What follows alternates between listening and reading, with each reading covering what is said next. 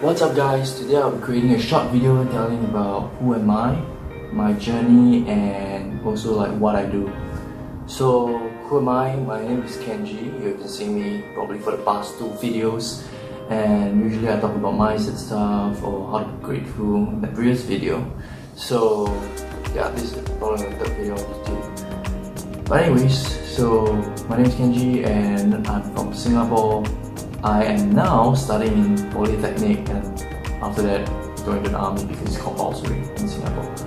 So what I do is actually I help businesses increase their revenue, and they pay me a monthly retainer of $1,500 to about $10,000 a month.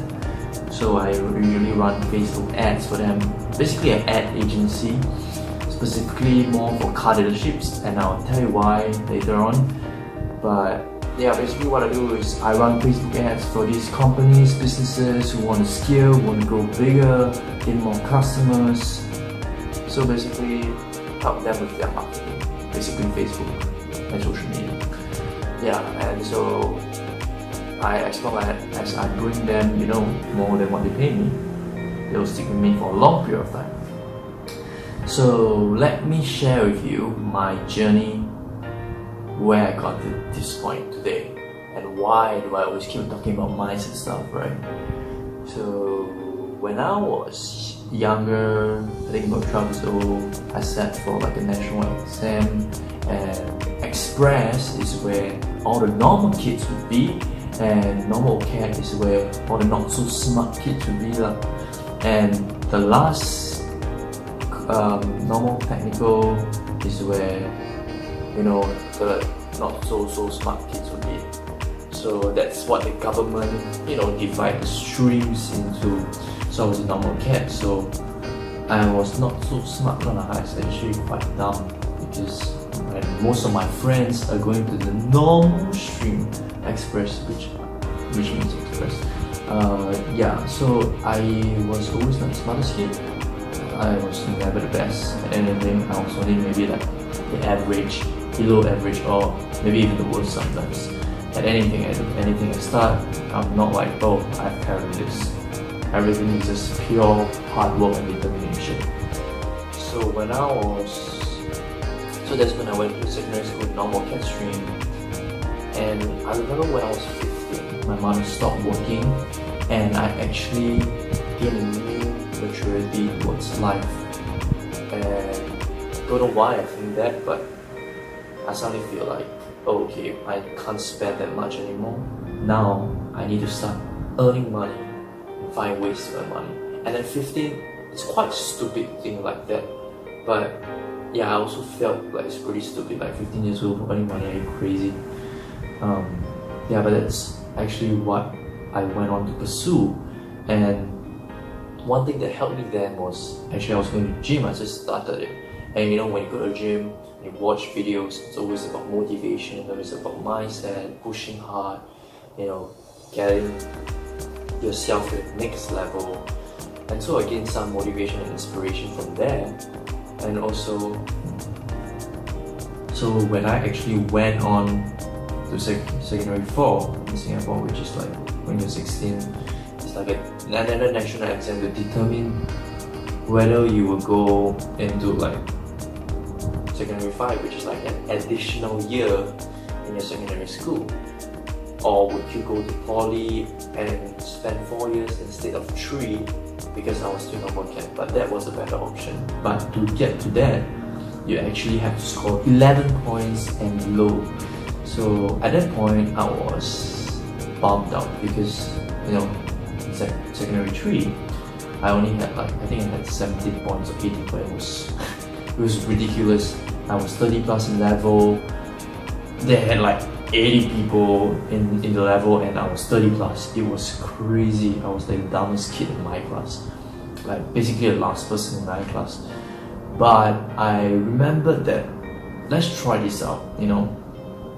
I worked hard in the gym, you see results day by day if you put in the work. Why not? Let me try it and put in the work every single day for the next year and see if I achieve it. And so I did exactly that. I haven't stopped working for one day throughout the year. And from 30 plus in level, I went to number 2 in level and everybody was shocked. My friends, the teachers, they were like, what did you think? How did you do it?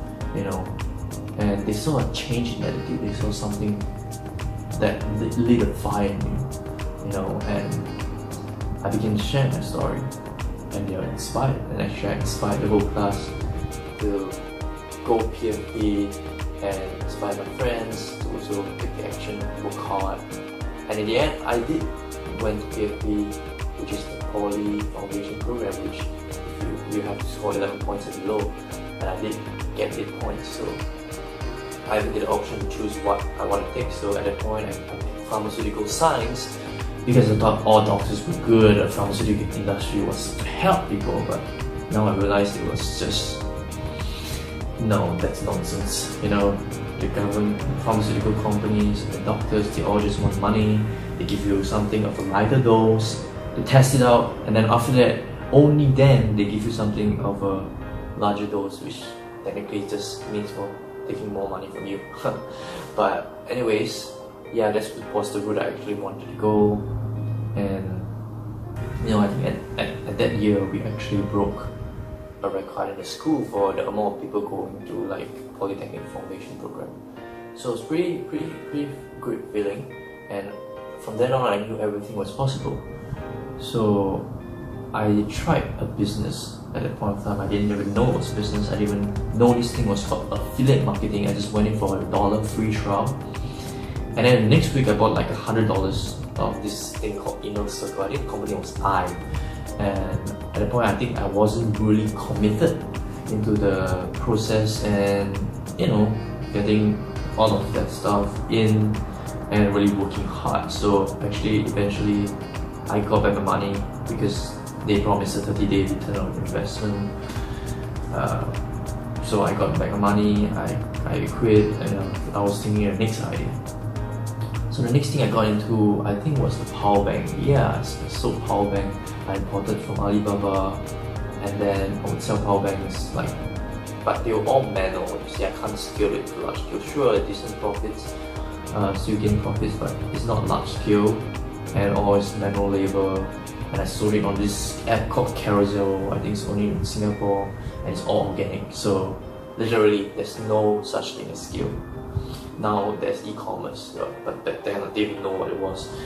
And then the third business I actually got into was a book.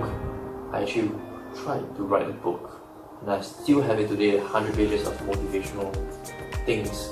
Maybe I'll talk about it in the next video or whatever. But that failed too. One thing is because I wasn't really committed, because I wasn't sure if it was going to work. Because writing a book without authority, that wasn't just, it was just out of my mind. I didn't think it was possible.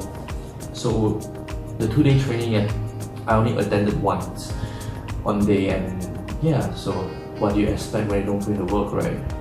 Yeah, so that failed. And then I remember I got into powerlifting at like the next year of my Polytechnic, and I was really into it. I worked hard for a year and a half or 2 years, and then I actually competed in national championships and won first place, and then I went on to the world championships and I won third in the deadlift. To be honest, I wanted to break the world record and I didn't. So it was actually quite brutal going to the world championships because I was actually stuck in Belarus and I was still cutting 8 kg of weight, and it was terrible because, I don't know, transit, you really don't need visa, right? But surprisingly in their country you need a visa for transit, so I had no choice. Booked another flight around and went to Belarus, and when I went to Belarus, I only had the Belarus invitation letter. So that was another part which was completely, out of this world. And I was stuck. I slept in the airport. The soldiers were nice enough to let me through and have a 10-day visa. So I eventually got through, but I slept in the airport. I was cutting, I was tired, I was exhausted. And I still remember the day before the competition, I still had to cut 3 kg. And when I went in the sauna for water cut, I actually fainted first time. No, not fainted, but see purple vision and felt like fainting. And I still have to go in for 7 more times, keep in mind. But lucky my friend was there to help me out with that. And I spit in the bottle, I hibernate myself with my thick clothing so I will sweat, do everything I can, eat laxative, spit in the bottle, it was crazy. And all I did was to get a world record for deadlift. But eventually I failed to get it, and that day I wasn't really performing well, so I didn't even think I would get a medal. But I was lucky that I got it, and I think you do it enough times you get lucky. But being able to see you put in the effort, they have emotions too. They won't let you feel. At least walk away with something, right? And so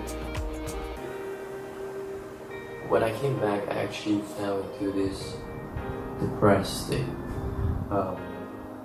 I was really depressed, and I remember I used singing and playing guitar as a gateway for me to get out of it, and it really helped me tremendously. And because I was open about it, I wasn't afraid of what people judge me on my depression. It helped me got better. So those of you watching this who have depression, please explain to your friends, explain to your family, because it would help you tremendously.